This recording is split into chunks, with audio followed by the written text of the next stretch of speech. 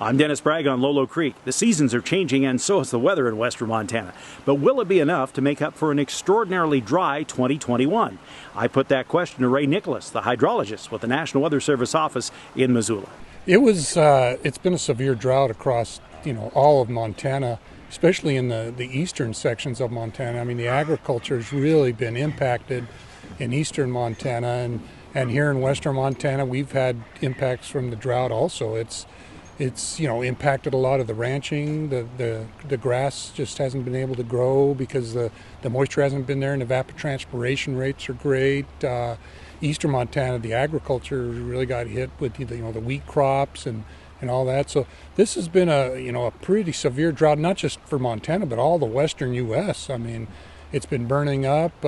We just a lack of moisture and increased temperatures too have all led to just a really severe drought, extreme in some locations. I mean, in southwest Montana, we're in the extreme level. You can't go any worse than that. And there's sections of eastern Montana that are also in that extreme drought. What was the most remarkable thing you saw from this particular year, and from a hydrology standpoint especially? Yeah, I think it's just how hot the weather's getting, and then also just the way we seem to be continuously every summer losing precipitation. We just don't seem to get a lot of precipitation in the summer months, and then the lack of, in eastern Montana, the lack of moisture throughout the entire year. I mean, in western Montana we did have some snowpack. We had a fairly normal snowpack which helped to a large degree in sections of western Montana. But in the eastern half of Montana, they didn't get any snow, they didn't get any spring precip. It just continued throughout the entire year. It's just not where we normally would expect to see dry summers. It's now extending even into the winter months we saw this year especially. Yeah, in eastern Montana, the winter months had a lack of precipitation, and then that just continued into the spring and summer, and so their deficits are really, really down low. And, that's affected parts of western Montana as well, because Butte right now for the calendar year is over 5 inches below its normal. And, normally they only get like 10, 11 inches for the calendar year up until October. So they're way behind. And they're in that exceptional drought area also. When we talk about the rivers and streams especially, going ahead, we got, forecast to change this next week, and, we're in that time of the year, but yeah. How long is it going to take for things to recover, especially with our water supplies? Yeah, it's going to take a real, a good wet winter, good snowpacks in the mountains, and that type of a comeback. And like I said, you got to make up, like say in Butte, you got to make up 5 inches of precip to get back to the normal range. So it's got to be an above normal type precipitation winter in sections, really for a large section of Montana. There's some areas that aren't as far behind. Missoula's, we're more than 2 inches behind the norm, and up in Kalispell it's about the same, about that 2 inches behind. But there's sections of eastern Montana that are, more than 6 inches, more than 7 inches below the norms for their overall precip, and it's going to take a significant winter to really, really catch up. Yeah. Let's talk about La Nina, because I know that's sometimes we see that as a savior. Some years it just doesn't amount to much. Yeah. Looking at this one, I know it's probably too soon to know how it will set up and what the impact will be, but is that perhaps some encouragement? Yeah, La Nina, the cooling of the sea surface temperatures out in the equatorial Pacific Ocean, we do see that occurring right now, and that does have some good correlations for precipitation, especially in western Montana.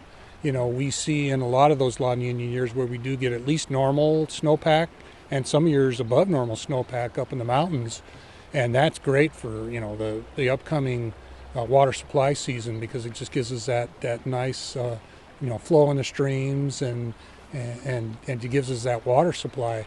Now for the rest of Montana, it's a little bit of a crapshoot. I mean, you can have some really impressive winters where you get a good snowpack even in the low elevations across all of Montana in these La Nina years, but it's not as certain as maybe western Montana, where we do have better correlations with especially the snowpack. Yeah. When how strong of a La Nina do we need to make up this kind of deficit? If we get just that average La Nina year and average snowpack, how much ground do we have to make up here? Well, an average year would certainly help the situation. And then, you reset, so to speak, especially with the stream flows when you get that normal snowpack, and that certainly will help the situation. The problem we could run into is we could get a nice, a bountiful moisture winter, and then go into next spring, and then if the water tap shuts off again, it's easy to go back into drought, right? I mean, if you go into the summer months and you don't get much precip, you get hotter temperatures, it's easy to jump right back into a drought. So it's a tough thing to break out of, for sure. And I know with drought, a lot of people don't realize too that it's not necessarily a season that can end a drought. I mean, they can overlap and continue, and it can take even years, as we obviously see in California, years to climb out of something. So you don't make it all up, even if we did get a real heavy winter. Certain sections of the country, it can take many, many years to break out of a drought. And some of the situations, like on the Colorado River down in the Southwest, that's going to take a lot of years to break out of that if they can do it. Montana, especially western Montana, we're a little bit luckier. We can break out a drought a little bit easier in the western part of Montana, just because of the snowpack in the mountains and how that affects stream flow so quickly. Yeah. As you kind of look at this as a hydrologist, and we've kind of seen the pattern, and especially what we see in California, and even just west of us in Washington and Oregon, what's your level of anxiety or concern right now is that sort of presaging what we may be heading for as we look at a lot of these longer term changes, or is that really hard to pin down? Yeah, as far as longer term changes, we've seen, at least in the summer months, kind of a trend towards lack of precip in western Montana. And temperatures every year, our Climate Prediction Center out of back east is forecasting above normal temperatures. It's just the trend. So, that's just something we're just continuing to forecast every summer is above normal temperatures for the summer months.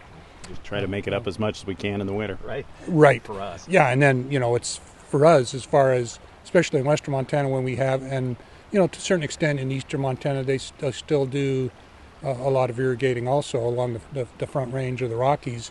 That snowpack is critical for that. As you get into the dryland farming sections of eastern Montana, then you're more reliant on that spring precip and some summer precip.